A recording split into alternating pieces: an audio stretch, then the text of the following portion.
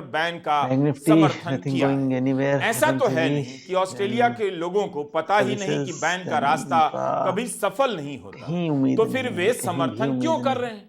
क्या इसलिए कि उम्मीद सोशल तो मीडिया IT के में है। कारण बच्चों में जो बदलाव आ रहा है, फार्मा अब उस पर फार्मा में काबू भी पाना मेरे टाइम पे माता में पिता ये के बस की बात नहीं रही। थर्ड डाइवर्जेंस ऑस्ट्रेलिया ही नहीं, लेकिन भारत में वीकली भी टाइप घर में घर बोल में रहा है माँ कि बाप unless it goes social towards this media की previously लत के higher, शिकार no बच्चों को sustainability संभाल can नहीं be पा रहे। expected. उनके लिए बच्चों को बड़ा करना पहले से ज्यादा Because मुश्किल then होता जा they'll रहा है। be then लेकिन केवल बच्चों पर तो yes, बुरा प्रभाव नहीं only पड़ thing to रहा। look for is social this media के PSU कारण ban. हर हाउसिंग लेकिन सोसाइटी the में point of concern जो is what? नफरती Point of uncle और concern is आंटियां पैदा कि हुई हैं, जो दिन रात मुसलमानों के विरोध में नफरत फैलाती हैं, दरअसल वो भी कम खतरनाक नहीं है। उनका असर भी सोशल मीडिया के कारण है।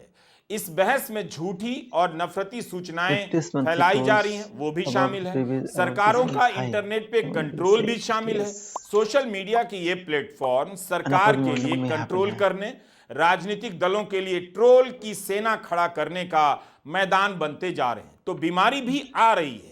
बीमारी को दूर करने के फीचर्स भी सोशल मीडिया के इन ऐप में आ रहे हैं और इन पर अपनी राजनीति के हिसाब से कंट्रोल करने के कानून भी बन रहे हैं। मगर सवाल यह है कि इसका सामना कैसे किया जाए?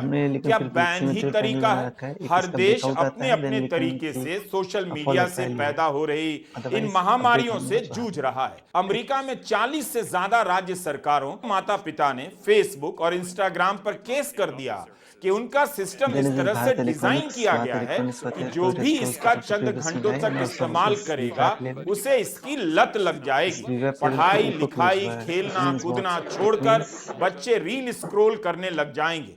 इस तरह की आदतों को अब बीमारी के रूप में पहचाना जाने लगा है।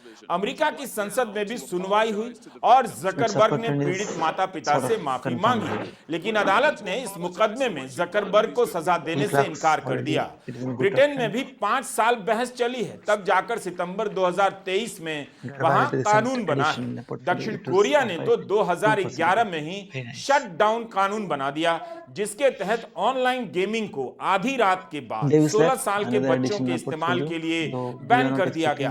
लेकिन कई बच्चों ने गेमिंग साइट इस्तेमाल करने के लिए अपने माता पिता के नाम से खाते बना लिए। इस कानून को ही कानूनी चुनौतियों का सामना करना पड़ा। माता पिता इस कानून को बच्चों को पालने और शिक्षित करने के अपने अधिकारों पर प्रतिबंध की तरह देखने लगे। 2021 में इस कानून को वापस ले लिया गया। क्या इस तरह के कदम वाकई प्रभावी साबित हो रहे हैं या इनके जरिए केवल हेडलाइन बनाई जा रही है, जैसे कोई बड़ा भारी फैसला ले लिया गया? ऑस्ट्रेलिया में इस कानून पर यही आरोप लग रहा है कि हेडलाइन के लिए बनाया गया है। कानून पास कर दिया गया, लेकिन यही साफ नहीं कि इस कानून को लागू कैसे किया जाएगा। जैसे भारत में महिला आरक्षण का कानून तो पास हो गया, हेडलाइन छप गई, लेकिन